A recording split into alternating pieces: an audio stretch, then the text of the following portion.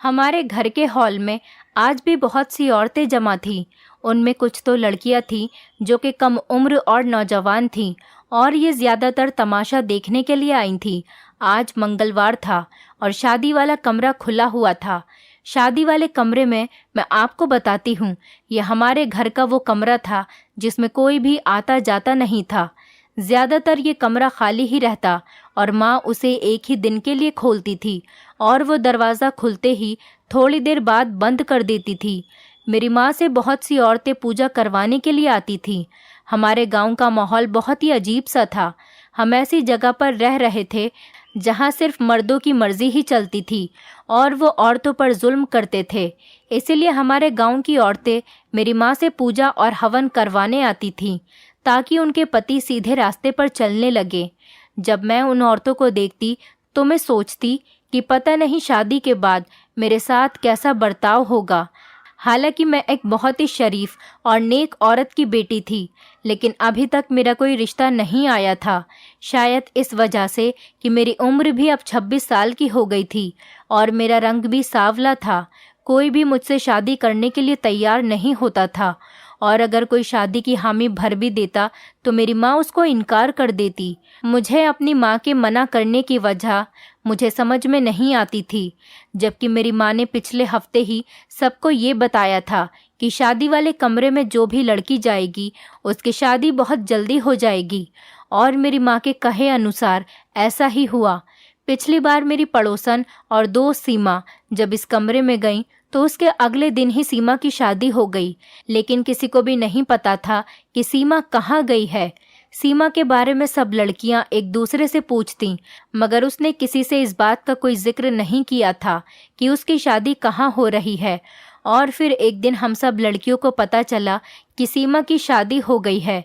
सब लड़कियां पूछती रह गईं कि सीमा की शादी किससे हुई है, मगर किसी को दूल्हे के बारे में कुछ भी नहीं पता था। सीमा अगले ही दिन गांव से दूर चली गई और हम सब उसे देखते रह गए। सीमा की किस्मत पर हमारे गांव की सभी लड़कियां रश्क कर रही थीं, क्योंकि हमारे गांव का माहौल बहुत ही घुटन भरा था। यहाँ से निकलना तो किसी स्वर्ग से कम नहीं था।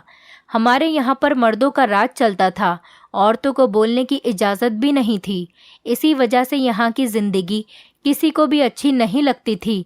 खैर, मेरी उम्र भी अब 26 साल हो चुकी थी। अभी तक मेरा रिश्ता तय नहीं हुआ था। तभी मेरी एक सहेली रोमा, जो मेरी बहुत अच्छी दोस्त थी और मुझे अच्छे से जानती थी, लेकिन मेरा मजाक उड़ाने में कोई कमी नहीं छोड़ती थी, एक दिन सब दोस्तों के सामने हंसकर बोली, तेरी माँ ने तो शादी वाला कमरा खोल रखा है जहाँ पर जाते ही लड़कियों की शादियाँ हो जाती हैं, तो फिर वो तुझे क्यों इस शादी वाले कमरे में नहीं भेजती ताकि कोई तुझसे भी शादी कर ले और तू भी इस गांव से दूर चली जाए। रोमा की बात मुझे बहुत बुरी लगी थी, लेकिन मैं भी यही सोचती थी, अगर माँ चाहे तो मुझे भी इस कमरे में भेज सकती है ताकि मेरी भी शादी जल्दी हो जाए और मैं इस गांव से बाहर चली जाऊं। लेकिन जब मैं अपनी माँ से इस बारे में बात करती तो वो भड़क जाती। ऐसा लगता था जैसे मैं उनसे कोई गलत बात कर रही हूँ। मैंने अपनी माँ से कहा, माँ, तुम मुझे इस कमरे में क्यों नहीं भेजती?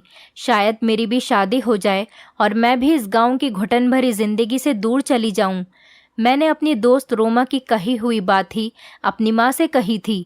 माँ ने मेरे मुंह पर हाथ रख दिया और मुझसे कहने लगी कि खबरदार, अगर आज के बाद तूने ये बात कही, आज के बाद मैं तेरे मुंह से ये बात नहीं सुनूं, वरना मुझसे बुरा कोई नहीं होगा। माँ की बात सुनकर मेरा दिल उदास हो गया। मेरा रंग सांवला था और मेरी उम्र 26 साल हो चुकी थी। अब मुझसे भला कौन शादी करता, जबकि मेरी माँ को पूरे गांव की लड़कियों की शादी की फिक्र थी, लेकिन उन्हें मेरी शादी की कोई फिक्र नहीं थी। मैंने अपनी माँ से कुछ नहीं कहा और खामोश रहने लगी, मगर दिल ही दिल में सोच लिया था कि मैं इस कमरे में ज़रूर जाऊंगी जहाँ जाने के बाद लड़कियों की शादियाँ हो जाती हैं। आज भी मंगलवार था और मेरे घर में बहुत शोर हो रहा था। औरतें और लड़कियां हमारे घर के बड़े हॉल में इकट्ठा थे। मेरे दादा एक कोने में बैठे हुए थे। उनकी आंखें खून की तरह लाल हो रही थीं और मेरी माँ औरतों की बातें सुन रही थीं। थोड़ी देर बाद मेरे दादा उठकर वहां से चले गए। माँ ने इशारे से नौकरानी को अपने पास बुलाया और उसे इशारा किया और उसे बताया कि फला लड़की को शादी वाले कमरे में ले जाओ। माँ के कहते ही वो नौकरानी उस लड़की को और उसकी माँ को शादी वाले कमरे में लेकर चली गई। जब दोनों शादी वाले कमरे से बाहर आईं तो उनके चेहरे पर बहुत ज़्यादा खुशी थी और उस लड़की का चेहरा शर्म से गुलाबी हो रहा था। वो लड़की बहुत ज़्यादा खूबसूरत थी। उसने किसी से भी बात नहीं की। मेरी माँ ने मना कर दिया होगा कि तुम उस कमरे से बाहर आने के बाद किसी से कोई बात मत करना, या फिर उसने खुद ही हमसे बात नहीं की। खैर, वो सब औरतों के बीच से निकलकर हमारे घर से चली गईं और फिर वही हुआ जो माँ ने कहा था। अगले 2 दिन बाद उसकी भी शादी हो गई, मगर इस बार भी हैरत की बात थी कि उस शादी का पूरे गांव में किसी को पता नहीं चला। सीमा के बाद ये दूसरी लड़की थी जिसकी शादी होने के बाद उसके दूल्हे को ना किसी ने देखा था, ना ही किसी ने कुछ सुना था। ये लड़की, जिसका नाम आरती था, शादी के बाद गांव से दूर चली गई और हम सब फिर से एक बार देखते ही रह गए। अब तो पूरे गांव में ये बात मशहूर हो चुकी थी। हेमा के घर में जो कमरा है, वहां जाते ही दूसरे दिन लड़कियों की शादी हो जाती है। फिर दूर दूर से लड़कियां मेरी माँ के पास आने लगीं, लेकिन माँ हर किसी लड़की को उस कमरे में नहीं भेजती थी। सिर्फ उसी लड़की को चुनकर भेजती जिससे वो अकेले में बातचीत करती। पता नहीं वो ऐसी कौन सी राज की बात थी जो माँ उस लड़की से करती थी, और तब जाकर वो उस लड़की को कमरे में भेजती और कुछ दिनों बाद ही उसकी शादी हो जाती। पिछली कई शादियां होने के बाद मेरी माँ हमारे गांव में और आसपास के गांवों तक मशहूर हो चुकी थी। हर औरत मेरी माँ के पास अपनी बेटी की फरियाद लेकर आती थी, और अगर कोई लड़की उनको अच्छी लगती तो वो उसे शादी वाले कमरे में भेज देती। मैंने भी अब इरादा कर लिया था, मैं अपनी दोस्त की बात का जवाब देकर रहूंगी और उस कमरे में जाकर अपनी शादी के सपने को पूरा करूंगी। लेकिन ऐसा करने के लिए मुझे मेरी माँ को धोखा देना पड़ता, उनको रास्ते से हटाना पड़ता, क्योंकि माँ ने मुझे सख्ती से इस कमरे में जाने से मना कर रखा था कि कुछ भी हो जाए तो उस कमरे तक नहीं जाएगी। मैंने भी माँ की हाँ में हाँ मिला दी थी और उनको ये महसूस करवाया था कि मैं इस कमरे में अब नहीं जाना चाहती। लेकिन असल बात ये थी कि माँ हर समय उसी कमरे के आगे बैठी रहती थी और औरतों के लिए पूजा पाठ करती रहती। इसी वजह से मैं उनकी नज़रों से छुप नहीं सकती थी। और फिर वो नौकरानी मेरी माँ की बहुत ख़ास थी, उनकी हर बात मानती थी और उन्हें हर बात बताया करती थी। मेरी कोई भी बात नहीं सुनती थी।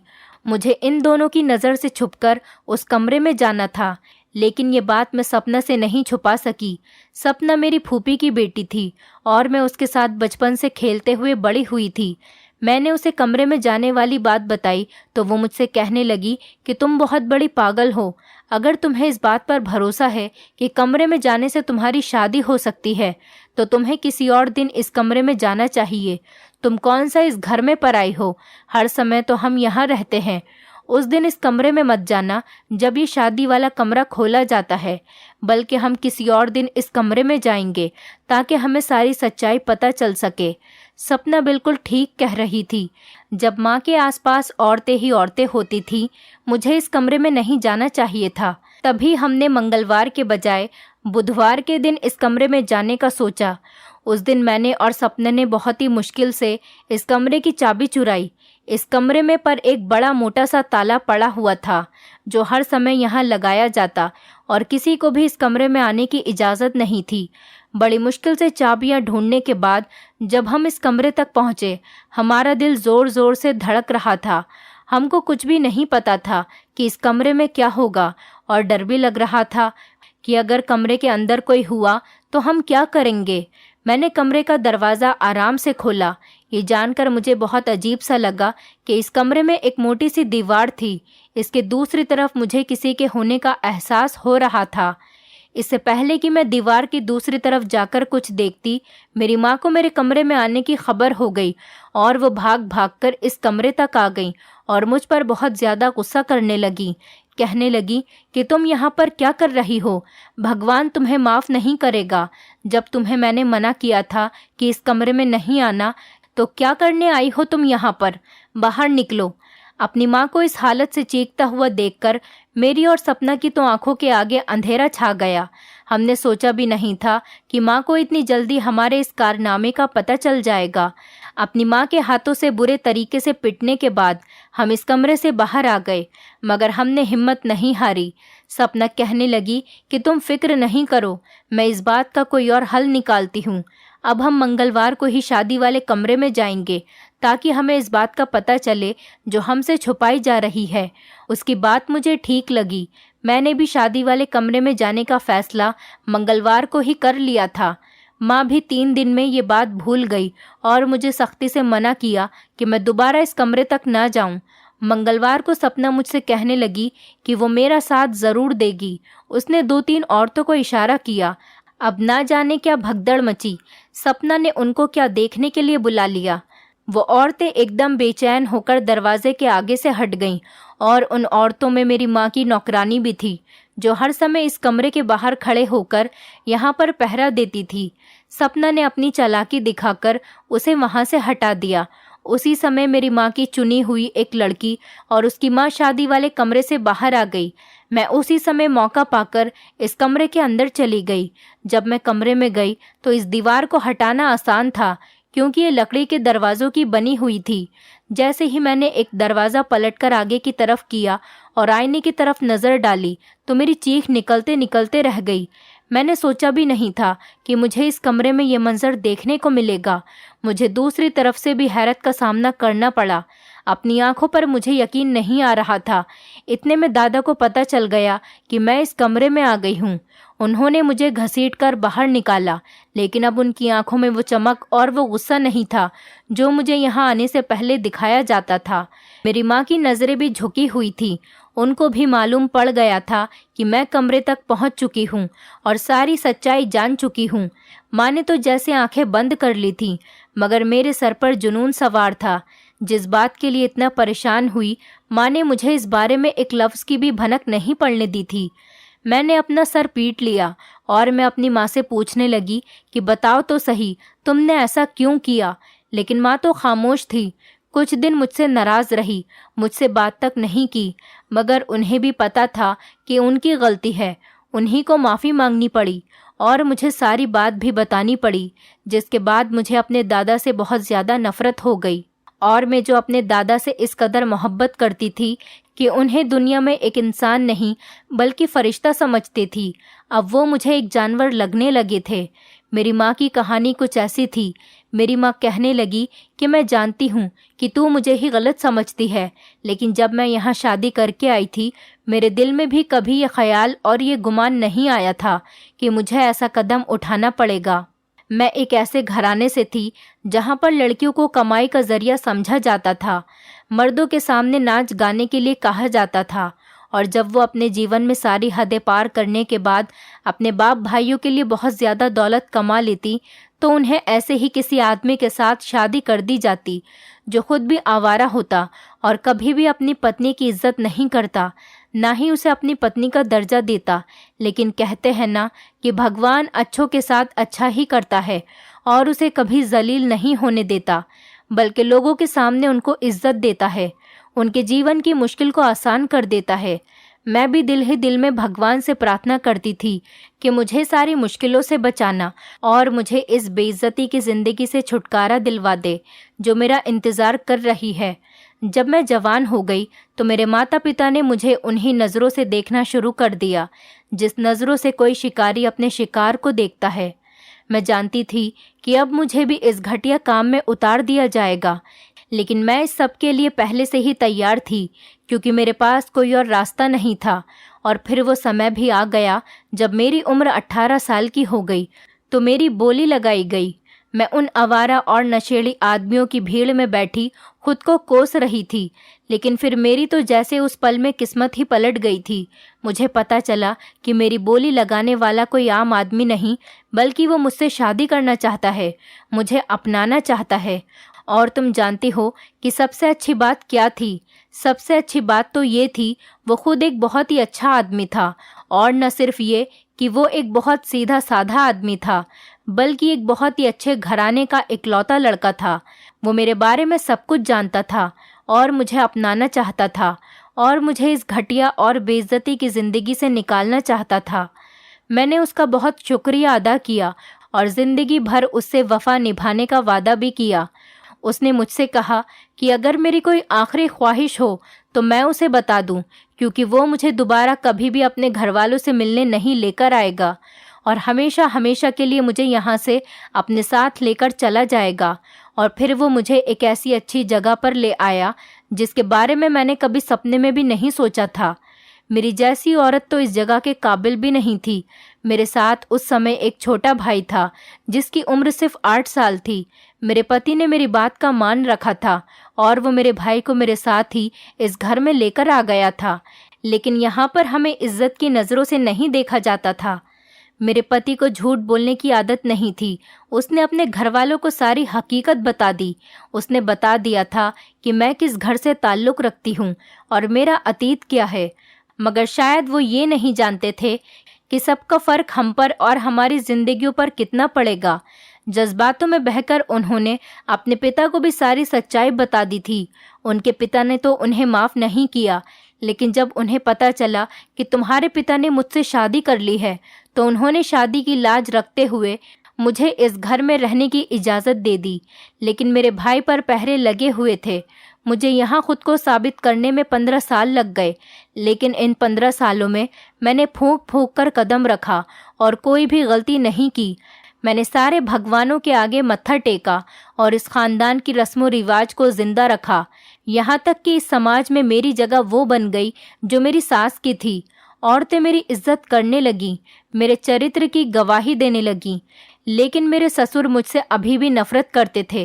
वो कहते थे कि खून का असर बाकी रहता है, खून की तासीर कभी भी ख़त्म नहीं होती और ये हमेशा इंसान को उसका असल रूप दिखा देती है। उन दिनों मेरा छोटा भाई भी जवान हो रहा था। उसे भी मामले की नज़ाकत का अंदाज़ा था। मैंने भी उसे सख्ती से समझा दिया था कि अपनी बहन के घर का और उसकी इज्जत का ख्याल रखना। कभी भी इस घर में कोई ऐसी हरकत नहीं करना कि मुझे भी यहाँ से दरबदर होना पड़े। लेकिन जो किस्मत में लिखा होता है वो तो होकर ही रहता है। मेरे भाई से न जाने कैसे ये हरकत हो गई कि एक दिन उसने एक नौकरानी से बात करने की और उससे छेड़छाड़ करने की कोशिश की। बस फिर क्या था, मेरे ससुर को तो जैसे मौका मिल गया था। वो कहने लगे कि मैं कहता था ना कि इंसान का खून कभी नहीं बदलता, वो अपना असर ज़रूर दिखाकर ही रहता है। तुम्हारे भाई ने आज अपनी नस्ल का सबूत दे ही दिया। उनकी ये बातें सुनकर मैं बहुत ज़्यादा रोई और मैंने अपने भाई को बहुत ज़्यादा कोसा और पीटा, लेकिन मेरे ससुर ने मेरी बात पर यकीन नहीं किया। उन्होंने साफ साफ कह दिया था कि मैं अपने भाई को इस घर से दूर कर दूं, वरना कुछ सालों बाद मेरे किसी कड़े फैसले के लिए तैयार रहना। मैंने सोचा था कि मेरे ससुर कुछ सालों बाद अपना दिल बदल लेंगे या फिर मैं उनके दिल में अपने लिए दोबारा से जगह बना लूँगी, लेकिन ये मेरी गलत फहमी थी। मैंने तो अपने भाई को सुधार लिया, उसके लिए एक लड़की ढूंढकर उसकी शादी भी कर दी। मगर जब मेरे ससुर ने अपना फैसला सुनाया तो मेरी जान ही निकल गई और उनके फैसले के अनुसार मुझे अपनी औलाद को अपने ही घर में कैद करना था, क्योंकि वो मेरी नस्ल से होती। उनके साथ किसी को भी जोड़ने नहीं दिया जाना था। वो भी अपना आप जाहिर करते और इस ख़ानदान की इज्जत को डुबो देते। हालांकि मेरे बेटे का बाप तो उनका बेटा ही था, लेकिन मेरे ससुर ने मेरी कोई बात नहीं सुनी और मुझे सख्ती से हुक्म दिया कि मैं अपने बेटों को किसी से मिलने जुलने नहीं दूंगी और तुम्हें भी बाहर नहीं निकलने दूं। तुम तो फिर भी किसी न किसी के सामने आ ही जाती थी, लेकिन तुम्हारे भाई हमेशा कैद में रहे।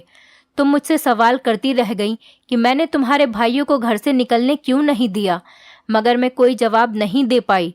अपने ससुर को मैंने इस बात पर मनवा लिया था कि अगर मैं अपने बेटों की शादी करके उन्हें इस गांव से बाहर भेज दूं तो वो मुझे माफ़ कर देंगे।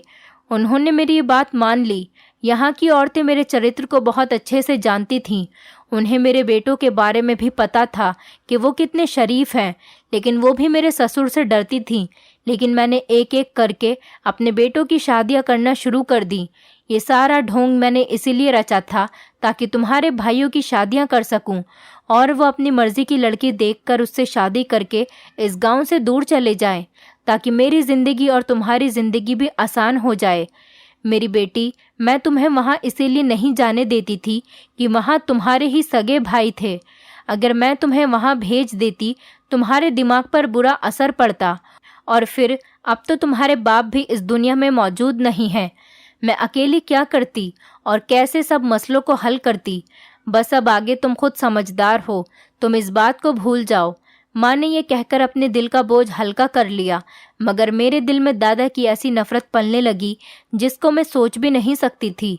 मेरा दिल करने लगा कि उन्हें मार डालूं, जिन्होंने मेरे भाइयों की जिंदगी बर्बाद कर दी और उन्हें मुजरिम की तरह कैदी बनाकर रखा। लेकिन मैं अपनी माँ के कहने पर मजबूर थी। मैं ऐसा कुछ नहीं कर सकती थी। माँ का कोई बदला नहीं उतार सकती। फिर वो समय भी आ गया जब हम लोगों को इस गांव से जाना था। मेरे पत्थर दिल दादा को उस समय भी हम पर कोई रहम नहीं आया। उन्होंने आगे बढ़कर अपने पोता पोती के सर पर हाथ भी नहीं रखा, हमें आशीर्वाद भी नहीं दिया। मुझे आज भी अपने दादा की वो खून भरी आंखें याद आती हैं तो मेरे दिल में नफरत और ज़्यादा बढ़ जाती है। जिन्होंने अपने बेटे की खातिर अपनी बहू को बर्दाश्त तो कर लिया, मगर अपनी आने वाली नस्लों को अपने घमंड के खातिर अपना नाम नहीं दिया।